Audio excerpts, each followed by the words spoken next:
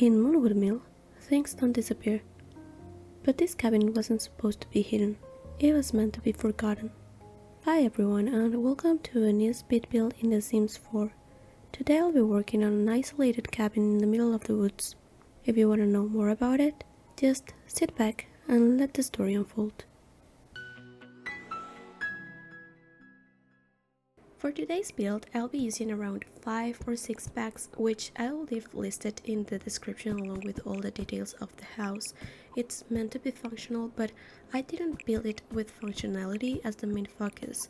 I did playtest it though, so you can be sure that this does work for a gameplay.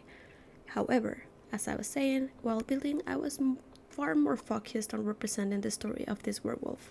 The cabin ended up being a small place, very practical and easy to disappear into, exactly what our protagonist needs. And to be completely honest, I didn't have a plan or a house or a reference photo for this build at all. I only had the story, and actually the story came because I was building another project for a future video and I started thinking about a cabin in the middle of a wood, near a lake maybe, for an isolated person. And I had more questions than answers when I started. Why was he in this cabin? Was he always a loner? Was this his choice? Or how did he end up in this cabin all alone in the middle of the woods? Sometimes I like to let characters shape the space they live in. I like to use their habits, their fears, and explore a little bit more about the things that they keep close, and most important, the things that they try to forget. So this cabin is one of those type of builds.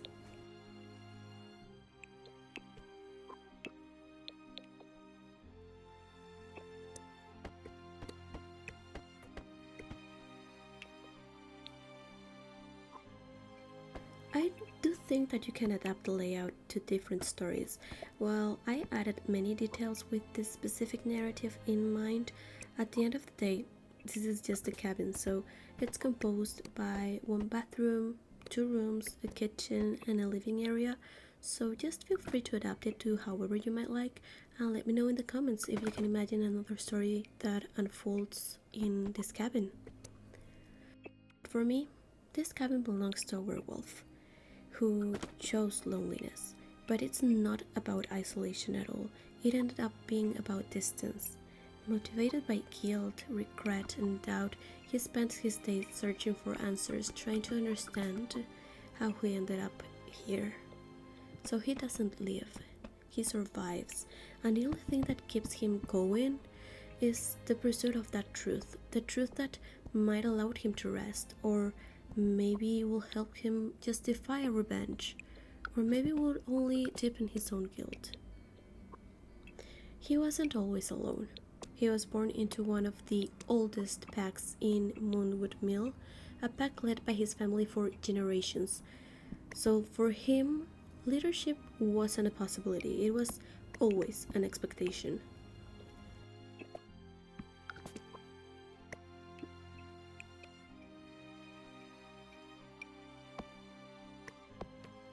His father had been the pack leader for as long as anyone could remember. He was strong, respected, even feared when necessary. He was also deeply secretive, always telling stories about vampires and always telling others what to do, but never why. No explanations, no motivations, pure obedience. And warnings: don't trust, don't let anyone in, especially the vampires.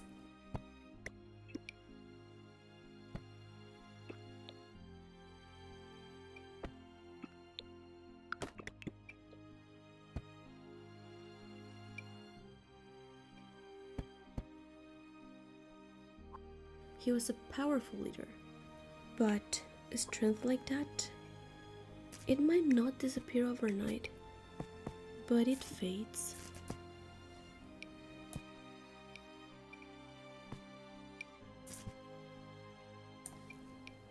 As I mentioned, this cabin is rooted in Moonwood Mill, but the idea didn't start there.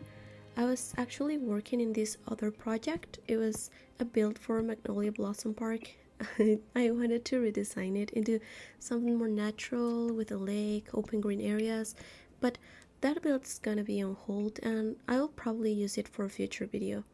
The main thing is that while working on that park, my mind kept drifting elsewhere. I kept imagining a cabin, and I came across this beautiful image and thought that maybe I could somehow include that cabin in the park. It was a beautiful cabin, isolated in the middle of the wood next to a lake, but the feeling it gave wasn't just loneliness, it felt like something heavier, like a place made for thinking, not just escaping. It was like a place meant for someone who didn't want to be found, but for a reason deeper than fear. At first I thought about Hanford O'Bagley, then I went to Chestnut Ridge. I considered maybe recreating a horse ranch kind of thing, but every idea felt too familiar, too safe, and I wanted the woods. But I didn't want a cottagey vibe. I didn't want a comfort. So I started scrolling through the worlds, looking for something that felt more unresolved, unfinished. And for some reason, I clicked on Moonwood Mill. For me, Moonwood Mill always feels like it's watching you, like the trees know you are there, and the wind whispers constantly, reminding you that you are there, but you're not the only one there, and you will never be. It can be unsettling, but also sometimes it can be comforting. It's not a world I usually play in, but the moment I placed the lot, everything clicked. Moonwood Mill feels heavy, like a place that survived things it no longer talks about, and that was exactly what the story needed.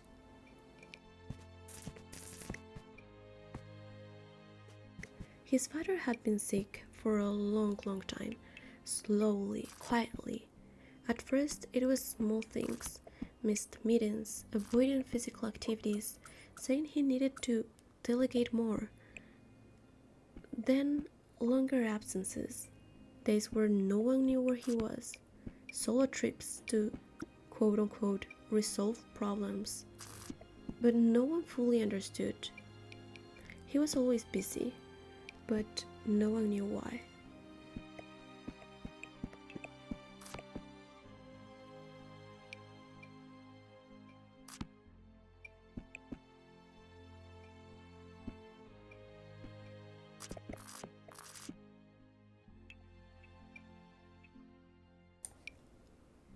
As you can see, this cabin isn't big. It's built on a 20 by 15 lot meant for a single sim, and it has only the essentials.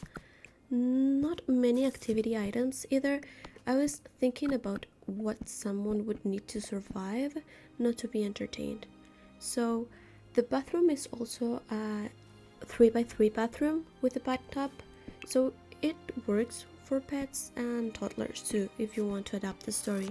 The layout is simple, but nothing here is accidental, so you might notice that there's a lot of clutter, especially outside of this cabin. There's wood planks and a gardening zone, so those things are meant to be part of the story, but they are there because it will help our main character to survive, to exist basically.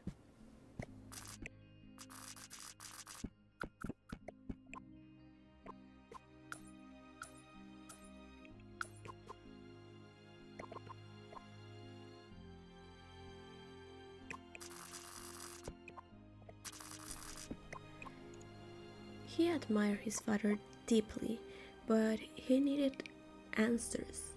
Receiving responsibility without enough information to make real decisions felt at least suffocating. Between pressure and the need to satisfy his sick father's wishes, he became controlled, cautious, restrained. Every mistake felt permanent, and every decision felt like a test. He was learning leadership while already practicing it, running out of time, trying to hold the pack together while still figuring out who he was supposed to be. That pressure shaped him. But then he met her.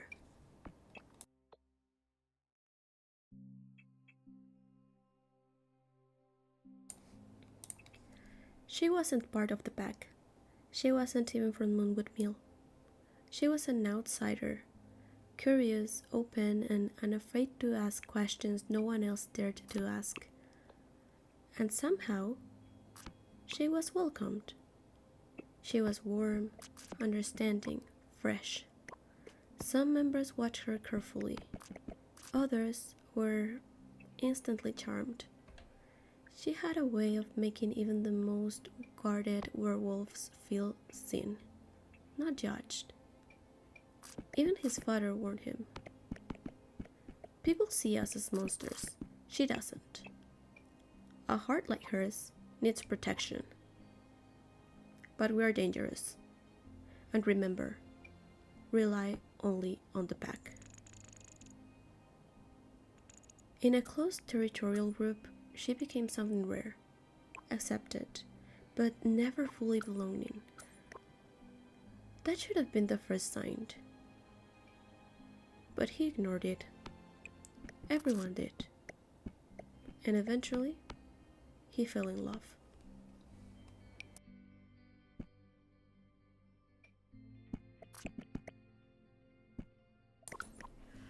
As you might notice, I used elements from Life and Death, Adventure Awaits, and Horse Ranch for the exterior. I did add a couple of details with cat and dogs too. So for this build, like worn down builds, texture matters more than perfection. Slightly dirty walls, worn wood, roofs that don't look new, or even complete. So yeah, I wanted to give the sense that there is more here than what we can see, that the objects scattered around the lot are only fragments, reflections of years of stories. I also wanted to make something inspired from the tension that was already associated with the werewolves and vampires, not strictly for the Sims for lore type of thing, but more so what we can see or find in the traditional folklore.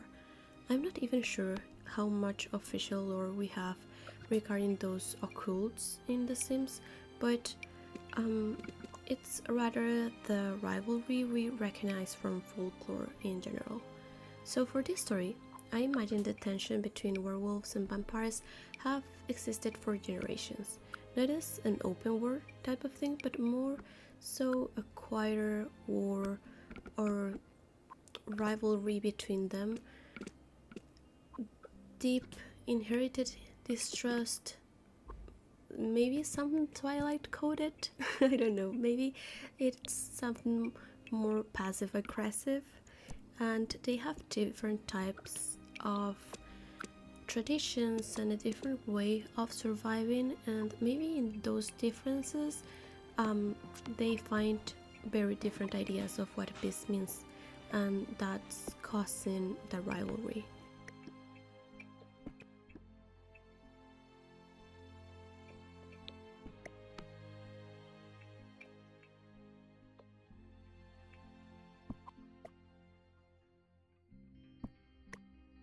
Because of that, the distrust his father felt toward vampires was always treated as justified. There was no immediate threat, no active conflict, but his father was always alert, always watching for signs. As his health worsened, protecting the pack became his son's responsibility as well, and even though he never fully understood where that mistrust came from, he felt the pressure to uphold it, until doubts and questions became impossible to ignore. When his father finally died, without ever answering those questions, he began to believe that the rivalry was nothing more than just paranoia, fear rooted in maybe intolerance, and a rejection of anyone who was different. Exhausted by responsibility, grieving his father, and frustrated by the life he felt he could never truly have, he made a choice. He pushed for peace. No more hiding, no more running. And for a while, it worked. Packs loosened it. Fear eased. Werewolves moved more freely through society, and the structure that had held them together for generations slowly dissolved. Some saw it as progress, others saw it as a loss, but all of them, deep inside of them, felt free. They began focusing on controlling their nature, searching for what some of them called remedies, and with that, the need to belong to a pack slowly disappeared. Some left Moonwood Mill. Others tried to live more ordinary lives. At the end, the bond they once shared, built on survival and belonging, faded.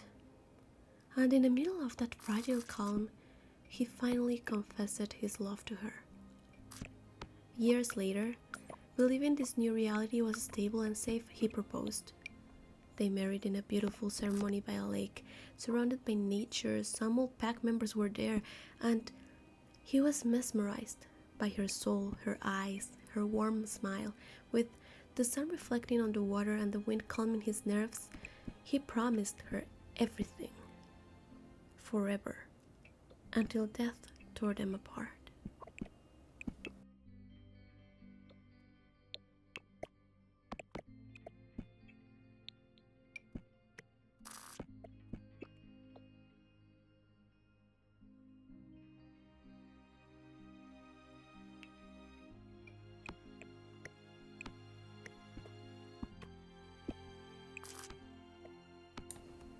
They planned a simple life together. Her dream was always to live in a house deep in the woods, a place where she could care for animals and tend to her plants and feel connected to nature. He rescued a mixed dog for her, half wolf, half dog. She joked, "It looks like you, just cuter." She encouraged him constantly. "What's your dream? What have you always wanted to be?" she would ask. A writer. He wanted to explore, to create, to imagine. He had never felt free enough to truly know the world, and they say that with books you can travel through endless realities, and he wanted to build worlds others could escape into. So they planned to move somewhere surrounded by nature. She would adopt as many animals as she wanted and listen to the river, feel the wind through the trees, and he would have a small studio, a place to write, to create. Afternoons would be quiet and magical. He imagined himself sitting on the porch reading, helping her harvest fruit. Together. This cabin was meant to be that life.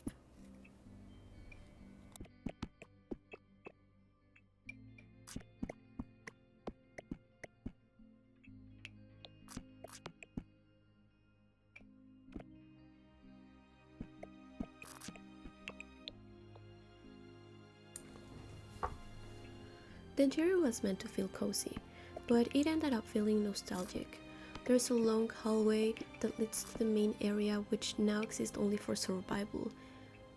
There's a small kitchen, a small living room with an old TV that barely works, and it's basically there to make some noise, or maybe keep him updated with the local news. A worn down bookshelf, along with a lot more wooden furniture. There's also a full bathroom, and while the lot isn't fully off the grid, this bathroom includes some elements that could function without services. I think that was a small detail that fits someone who avoids people whenever possible.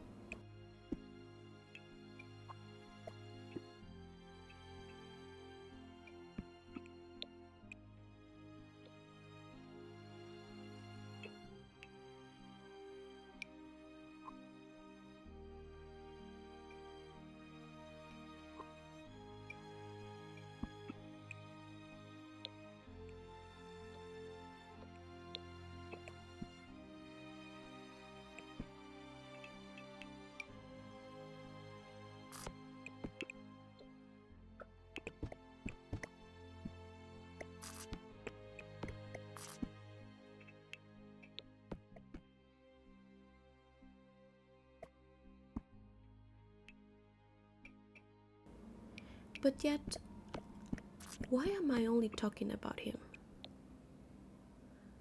Well, that's the heart of this story.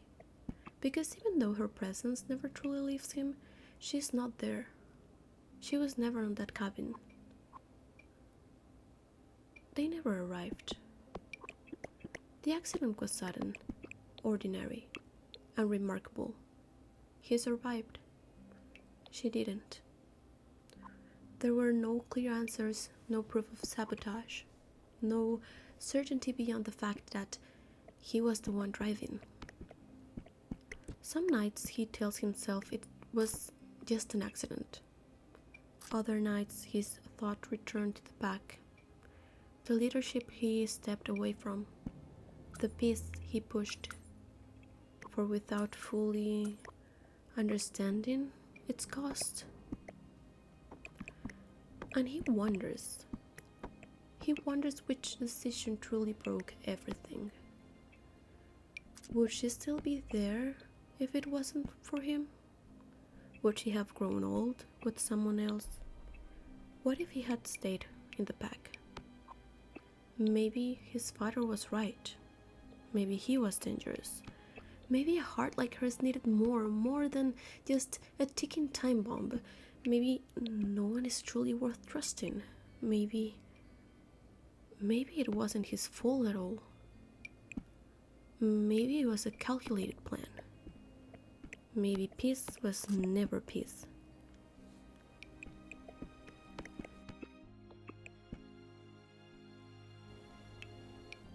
Throughout the build, I try to make this story present through clutter and details that reflect her past and his present. In the hallway, there's a small altar for her. And I know that the picture is technically vampire related, but here it represents grief.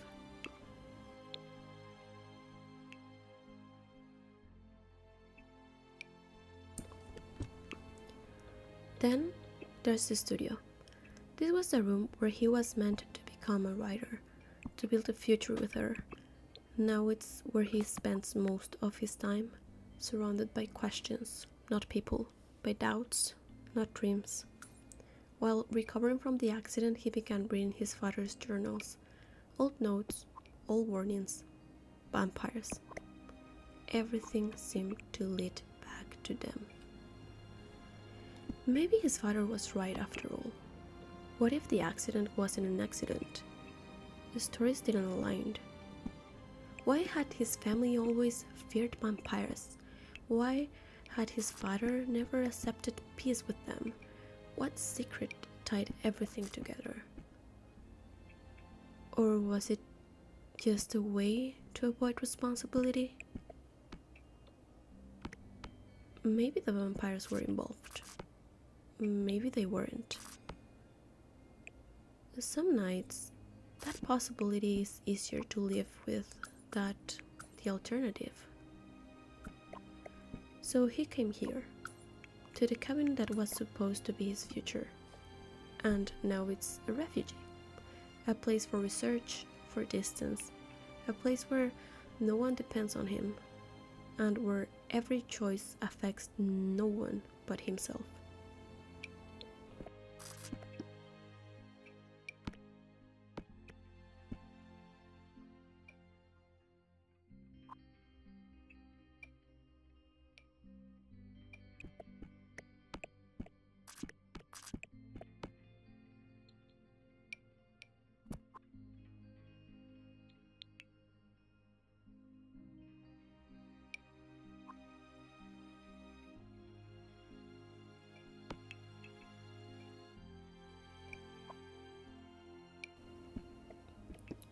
I also used elements from cats and dogs not only because of the dog they adopted, but because those assets already shaped part of the exterior and interior too. The living room table, for example, comes from that pack, and I also added some subtle fishing references outside. I know that there's a river nearby this lot, so I imagine he fishes for his own food.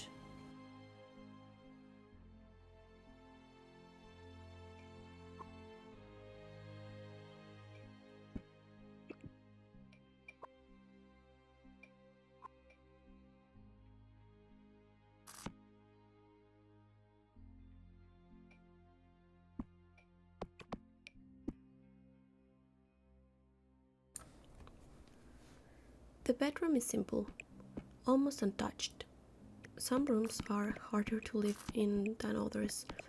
There are some unopened boxes, things out of place, dreams that were never unpacked. Her presence lingers in photos, notes, gifts, postcards that reflect her dreams. A dream of a life in the woods. She's still there, just not in the way he needs. So for gameplay, it might just be a bedroom, but for this story, it's a space of someone living quietly, trapped between finding answers and avoiding the truth. For him, solving the family mystery, even one that might not exist, is easier than accepting reality, easier than accepting a world where she no longer exists, easier than admitting that he might have sacrificed his pack for a future that never came.